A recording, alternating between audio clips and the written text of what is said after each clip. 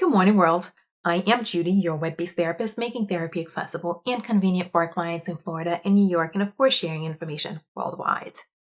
Today, I want to talk about 5 don'ts for talking to someone who may about their need for therapy. Because it does happen sometime where someone in your life may be in need of services, but either the person is not aware of it because they are not noticing the behaviors, or maybe they're not ready to come to that assessment or make that decision. But sometimes it happens and we see it and we want to address it. But so today I want to talk about 5 things you should not do when you're looking to convince someone that or encourage someone to seek therapy. But before I get into that, I want to take a quick moment and say if you are subscribed, thank you so very much for being a part of our wonderful world. If you are not yet subscribed, please take a moment and click the subscribe button below so that you can subscribe and become a part of our wonderful world. And remember to tick the bell so that you are notified when I post new things so that you don't miss anything. And of course, if you'd like to purchase 1 or 3 of my books, there's also a link below that will take you to a site that shows you all your different options of places to buy 1 or 3 of my books. Okay, let me get back to it. First, don't throw it out there, and definitely don't do that in public. A lot of times what ends up happening is because it's such, the conversation can be difficult to have. Sometimes what will happen is the people will avoid it. And then one day you end up so frustrated by whatever is happening because a lot of times the behaviors of the people in our lives can impact our lives. So the person ends up being frustrated from all that has been going on and they'll just blurt it out. Well, you need to go to therapy. And that usually is not the best received message.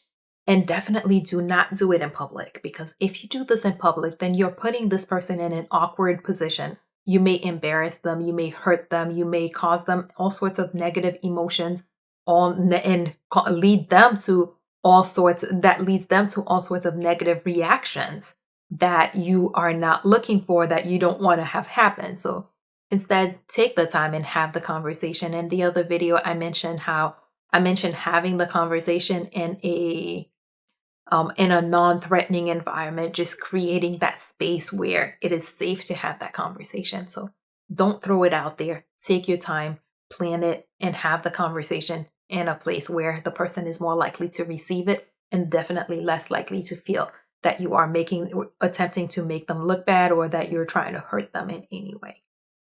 2, don't talk about it with everyone but them. That's another thing that many people do because the conversation, again, can be difficult to get started. They may talk to people in their lives, they may talk to people in the other person's life, but they don't talk to the persons directly. Don't do that. When you do that, there are so many ways that this could go left. 1, you could think you're having a private conversation with a friend, and then your friend decides, well, I'm going to go tell him or her what you just said. And they don't necessarily tell you that they're going to tell, but they can end up telling. That would be hurtful to the person, especially if it's someone who is who believe that they should be close enough to you that you shouldn't be talking about them to other people. And the other thing is, it can feel like you're bad mouthing the person, especially if you may think you're having a private conversation with someone, and then that person about whom you're talking ends up walking in or ends up overhearing. That is very hurtful. It feels like you are bad mouthing them. It feels like you're talking about them. So don't talk to other people about it. The only time that it could be acceptable, it could be appropriate to engage, to have the conversation with someone other than the person it involves, is if there's someone who has a closer relationship or who has a relationship that would make them more suitable to be the one to have that conversation. Maybe there's a person that person listens to more than they would listen to you. Maybe there's a person who has a closer relationship with that person than you do. In that case, if you are doing it to enlist their help to make the conversation happen, to make the conversation more effective, then yes, it could be acceptable to have that conversation with someone else. But with the exception of that, don't do it. Don't talk to the person directly. Be upfront, be direct, and just talk to them. 3, don't use it as a threat or an insult. People do both. People do that too often.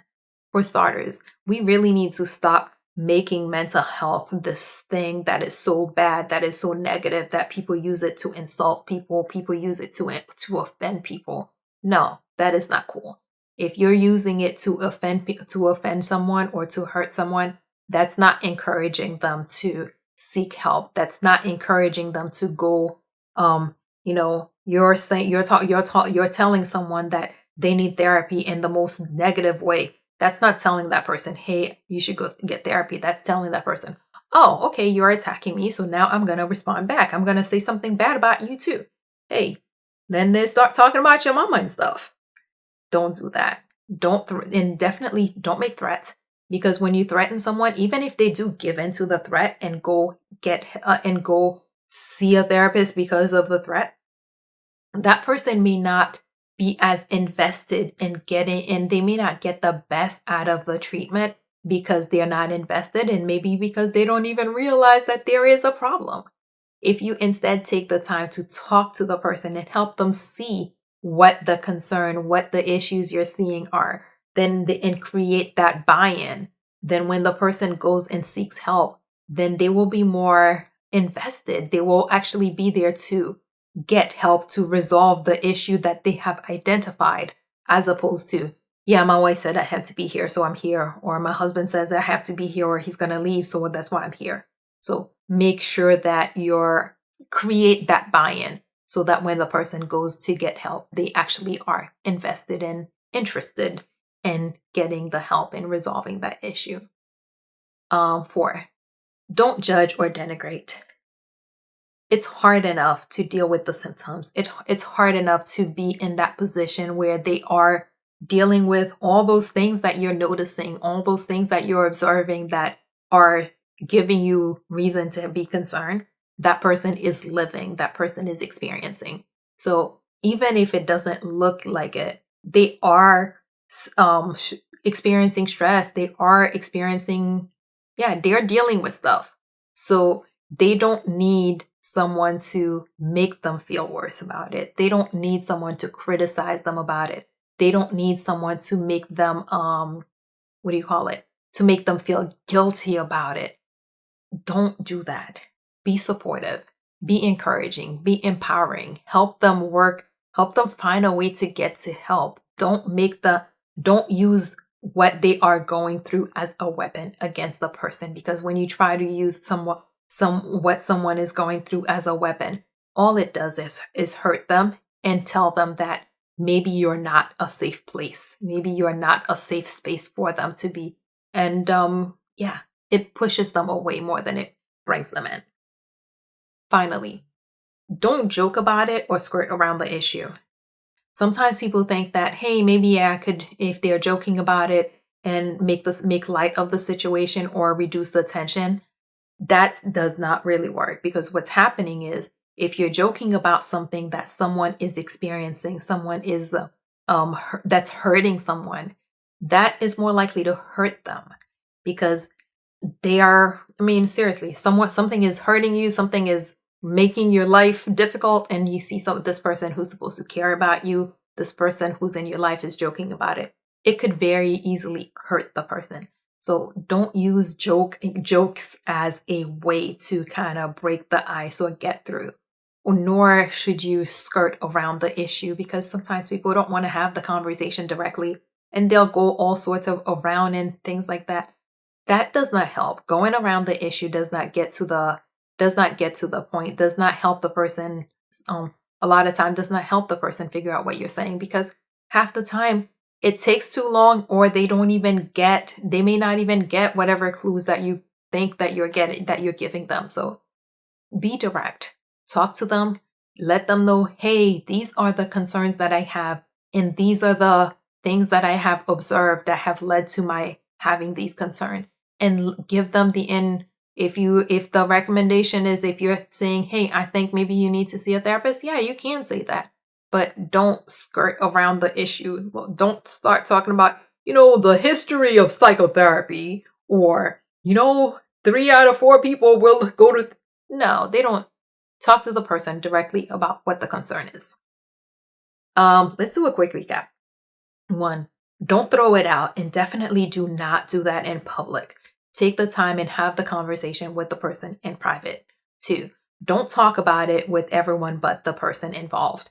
It's the person it's the person that is involved that has the who has the power to make the decision to get the help. So definitely focus on having that conversation with them, because talking to others can hurt them more than it can help them, unless of course you're talking to the one person who may be able to help the conversation go better. 3, don't use it as a threat or as an insult, because 1, that is wrong, and 2, if you do make threats, then the person is probably may not be as invested in getting the benefits that they could get if they were invested, or if they understood, or if they were the one that realized that they had an issue and chose to work on it. 4, don't judge or denigrate, because it's hard enough that they have to live with they have to experience whatever it is that they're going through. They don't need someone else to make them feel bad about something that's already hurting them. And finally, don't joke about it or try to skirt around the issue, because as much as it may feel like an easier way for you to have the conversation, the potential for hurting the person is there. There's so much potential for hurting the person, and it's not worth it. And it probably will not get your point across. So instead of making jokes or circling the issue to try to avoid having a direct conversation, just soldier on and have a direct conversation, because that's probably going to be more helpful than all the other ways, or all the other workarounds that somebody would try.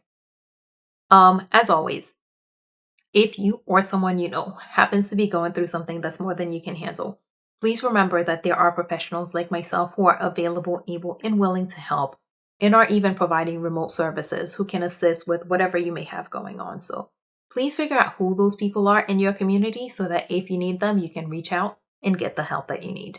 And that is all we have for today. Good morning, world. Have an awesome day.